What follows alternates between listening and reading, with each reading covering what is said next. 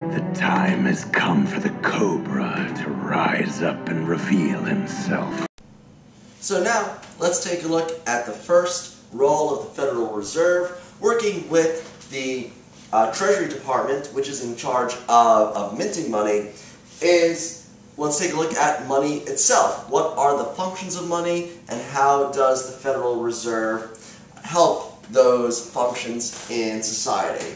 And it seems kind of silly to go over, well, what is money? But money is something that should not be taken for granted. So here, if we take a look at this $20 bill, ironically with Andrew Jackson on it, who vetoes the Second Bank of the U.S., if anyone takes out any bill, so take a second and take out a bill, you will notice that right on top it says Federal Reserve Note. Not U.S. dollar, Federal Reserve Note. So that this money is created by the Treasury Department and then given to the Federal Reserve and then put into circulation by the Federal Reserve member banks. And money has three functions to it. And by creating, finally, a uniform, so money has three functions to it, and money, to accomplish these functions, money finally now has a set of characteristics. All money should have these characteristics, but bizarrely in our country, these characteristics were not uniform, and that's the first one, uniform. All of our money is labeled the same. All of our money comes from the same place. Minted by the Treasury, given to the Federal Reserve, the money supply is then distributed through the Federal Reserve's member banks. So money has to be uniform. Money has to be portable. Money has to be durable. Ironically, dollars do not last as long. Different dollar bills have different life lengths to them. And so money has to be reprinted, taken back, destroyed, and then re-given back through the member banks. Divisible, stable, scarce, and acceptable. So now the Federal Reserve has kind of taken charge of, while the Treasury Department makes the money, the Federal Reserve gives the money the stability, the acceptability, and the uniformity that it was so sorely lacking for part of our country, or a large part of our country's history, almost half of it. And because money needs to accomplish three things. One, it is a medium of exchange. It facilitates the basic medium of exchange in the circular flow model. Two, it has to be used as a unit of account. So money must be used to show price and value and worth, like this is worth $20.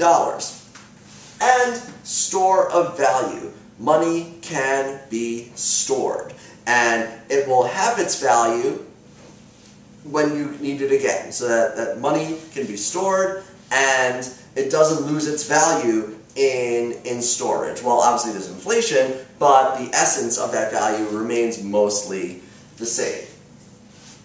So, what gives our money its value? And actually for the AP test, very importantly, this is all 1, 2, and 3 is always a trick question on the AP test. It seems simple, but the language of the question can mean that money is doing one of its different properties. So for example, you see something on the shelf and it says $20. That is a unit of account use of money. You buy something for $20, now you're using money not as a unit of account, but as a medium of exchange, because you're using that money to facilitate the exchange in the product market. Or you put $20 in your pocket, and now it is a store of value. The same $20 bill goes through 3 different types of purposes. Same $20, but 3 different types of purposes. So it is an annoying trick question on the AP test. You have to be very careful which it is specifically asking.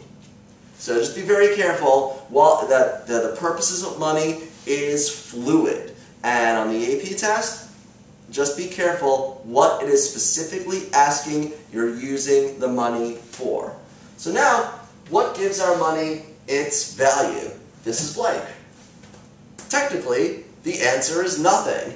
American money is on and off various gold and silver standards throughout the course of our history until the gold standard is finally removed by President Richard Nixon. And so what gives its value, what gives money its value is technically nothing. It's technically paper. But what gives it its value, our money, is called fiat money. Right? It's just printed on green paper and minted. But it is our faith in the government and our faith in the American banking system that we know that $20 bill, that $10 bill is worth that amount of money. So fiat money is legal tender. That means that the government has said it is worth something.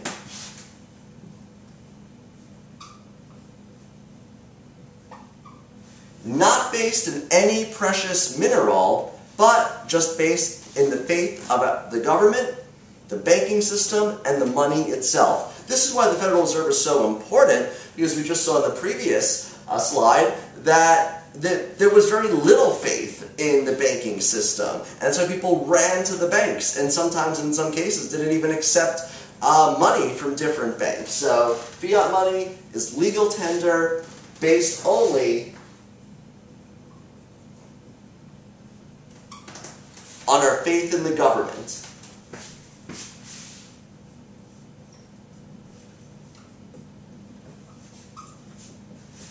And given its value by the government.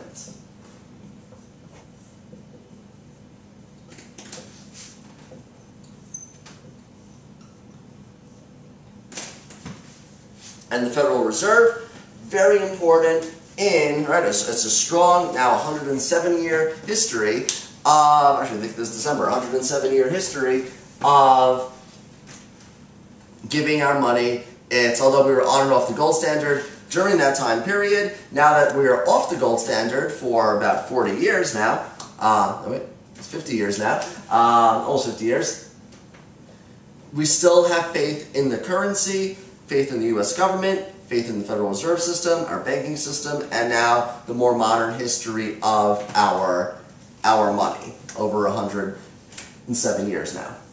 Okay, now let's take a look at our last, how the Federal Reserve does the last two, how the Federal Reserve helps to keep track of all of the money in circulation and the forms that money takes, because not everyone keeps their money as cash. So now we're going to take a look at the money supply and how money can be kept track of and money can be stored.